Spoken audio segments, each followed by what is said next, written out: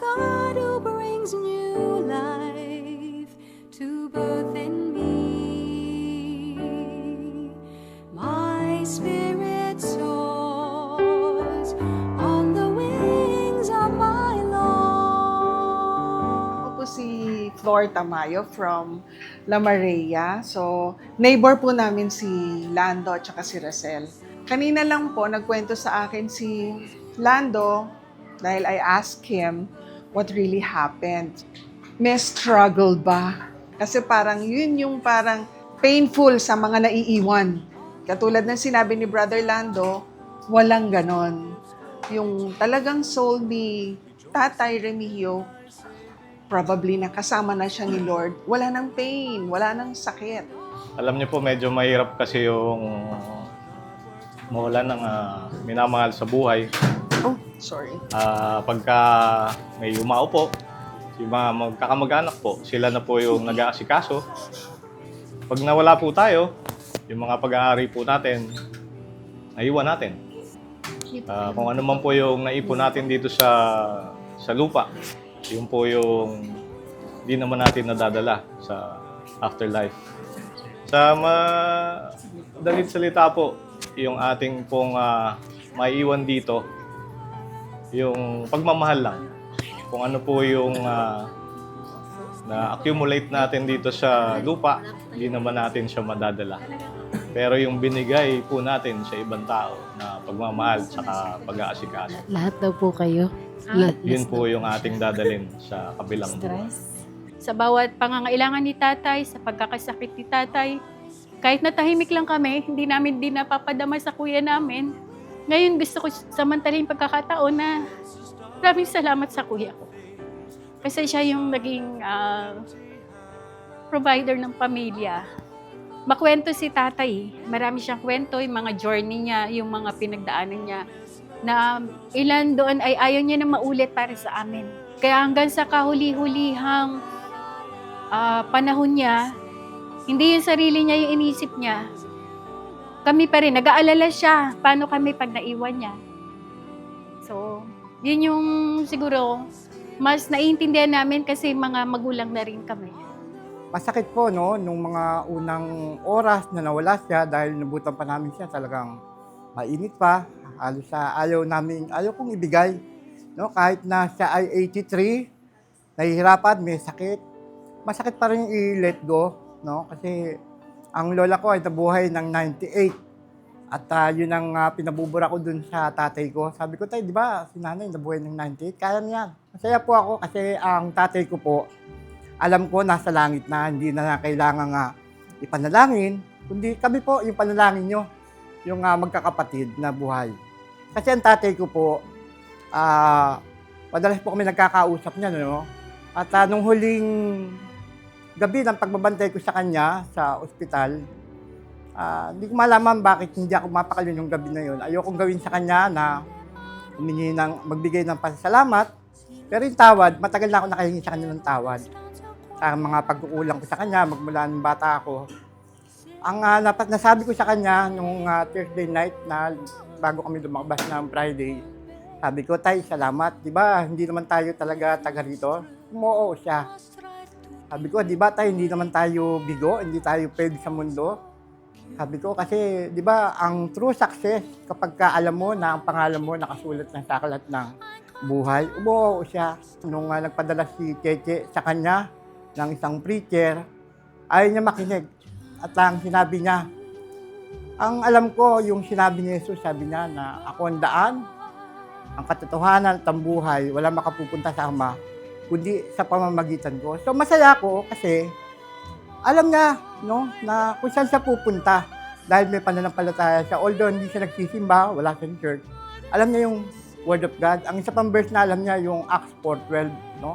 Na sa silong ng langit, walang ibang pangalan na binigay sa ikaliligtas ng tao, kundi ang pangalan ng Panginoong Jesus. Yung aalis ka sa mundong ito, na alam mo kung saan ka pupunta. Hindi yung ipapanalangin ka pa, hindi sigurado. Kaya, ang isa pang naging sigurado ako na nasa heaven ng tatay ko, ilang taon ko siya na kinakausap, tayo magpatawad ka. Nagpatawad na ako pero hindi ko makakalimutan. Sabi ko tayo, hindi yun yung through forgiveness. So, nung mamamatay na siya, no, nung mahina na siya, unang narinig ko doon sa kapatid kong bunso. Ang sabi ng kapatid kong bunso, nakapagpatawad na ako, humingi na rin ako ng tawad. Mga ilang araw, inulit niya sa akin yun pagdating niya rin sa binyan. Sabi niya, nakapagpatawad na ako, humingi na ako ng tawad. Sabi niya, pagdasal niyo lang ako, nahihirapan na ako. Pagamat malungkot ako, masaya ako, ang inaalala ko, tayo, no, yung mga kapatid ko, mahal ko sa buhay. Kailangan, sabi ko nga, yung buhay ng tatay ko, yung aral. Aral ng buhay ko, ng tatay ko. Parang ang pinakakawawang tao, yung aalis ka sa mundong ito, na hindi mo alam kung saan ka pupunta, wala kang kasiguruhan. So, ang tatay ko, alam niya, no, kilala niya si Jesus, tinanggap na si Jesus bilang Lord and Savior, no, at nagpatawad siya. Wala siyang kinikilala kundi si Jesus lang. Kaya ako, yung lungkot, yung iyak ko ng mga unang gabi, wala po yun. Ang inasahan ko, magkikita po kami ng tatay ko sa heaven. Hindi ko nakita magsimba ang tatay ko. Pero nakikita ko nagbabasa ng Bible. Na talo pa ako sa pagbabasa ng Bible niyan Kasi nakikita ko nga yan dati kahit nung high school ako mag-isa lang siya. Hawak niya ang Bible. Tapos siguro yun yung kanyang sinishare doon sa mga kapatid ko. Tatandaan ko na high school pa lang ako sinasabi sa akin. Makakaganti ka lang sa akin kapag naging tatay ka na. Siguro yun lang. Ayoko na magsalita ng marami. Sabi na lahat ng mga kapatid ko, ng dalawang kapatid ko.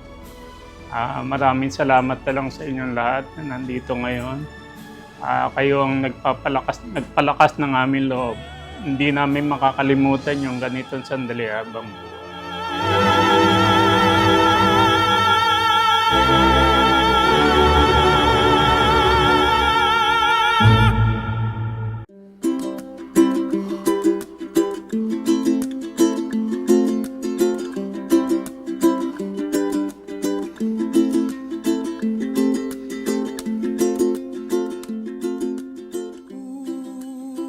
Noong panahong iyon, sinabi ni Jesus sa kaniyang mga alagad, "Huwag kayong mabalisa, manalig kayo sa Diyos at manalig din kayo sa akin. At alam na ninyo ang daan patungo sa pupuntahan ko." Sinabi sa kanya ni Tomas, "Panginoon, hindi po namin alam kung saan kayo pupunta. Paano namin malalaman ang daan?" Sumagot si Jesus, "Ako ang daan, ang katotohanan at ang buhay. Walang makapunta sa Ama kundi sa pamamagitan ko." Mga kapatid, ang mabuting balita ng Panginoon. Ito yung palaging sinasabi sa amin nung kami nag-aaral pa. The moment we were born is the moment we are start dying. Kung ating pagnilayan ito, mga minamahal, hindi natin hawak ang buhay na meron tayo.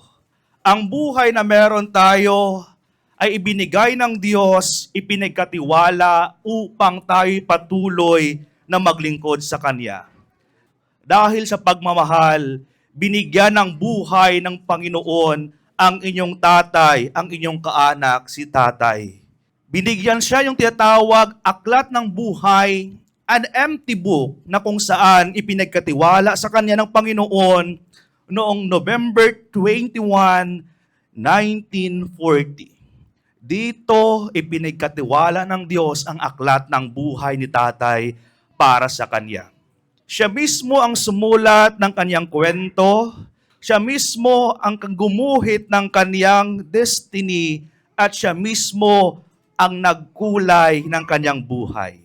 Kasama ang kanyang asawa, si Nanay Leonisa, at kasama ang kanyang 6 na mga anak.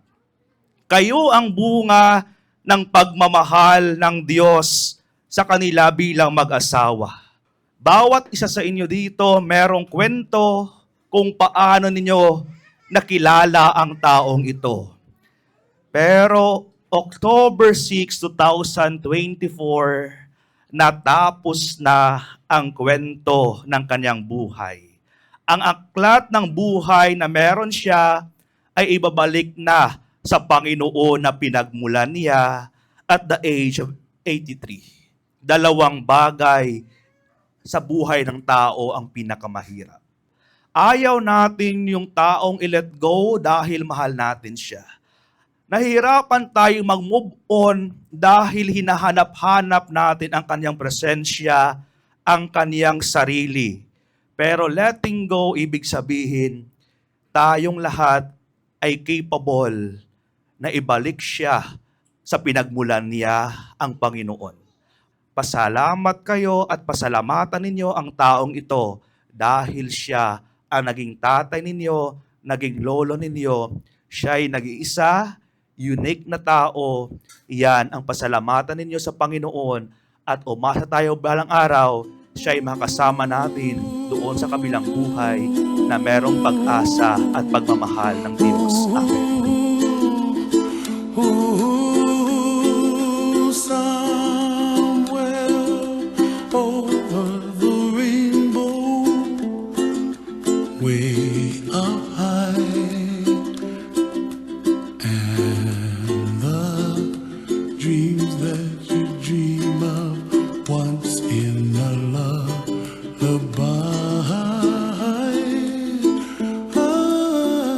Oh, somewhere over the rainbow, bluebirds fly, and the dreams that you dream of, dreams really do come true. Someday you wish upon a star, wake up where the clouds are far behind. Be where trouble melts like lemon drops, high above the chimney top. That's where you find me. Oh, somewhere over the rainbow, bluebirds fly, and the dream that you dare to, oh why can't I? Mamatay din po yung naging daan para masimulan niya yung bagong buhay na kung saan wala nang katapusan. Dito po inabot lang siya ng 83. Pero yung buhay na nilipatan niya, buhay na ito na walang hanggan. Papapalitan ng kanyang paghihirap ng bagong katawan. Katawang hindi na nasisira, hindi nagkakasakit, hindi tumatanda. At dahil po sa binigay ng pag-asa ng Panginoong Hesus, sa kanyang pagkamatay, sinira ni Hesus ang kapangyarihan ng kamatayan. Sa kanyang pagkamatay, muling sa kabuhay, binalik ni Hesus ang ating buhay. Siya ay muling babalik na puspos ng kalwalhatian sa kanyang pagbabalik. Hindi pa natin alam kung ano mangyayari sa atin, subalit alam natin na sa kanyang pagparito, tayo ay magiging katulad niya. Sapagkat makikita na natin siya ng mukhaan. In the sky, also on the faces of people passing by, I see friends shaking hands, singing, how do you do? They really say, I love you. I hear babies cry and I watch them grow. They'll learn much more than we'll know, and I think to myself, what a wonderful world. Someday I wish upon a star, wake up where the clouds are far behind. Be where trouble melts like a lemon drops, high above the chimney top. That's where you find me. Oh, somewhere over the rainbow, way up high, and the dream that you dare to, why? Ngayon ay amin pong itinatalaga sa lupa ang kanyang katawan. Lupa sa lupa, alabok sa alabok. Mapalad ang mga namatay kay Kristo, pagkat sila ay may pag-asa ng buhay na walang hanggan.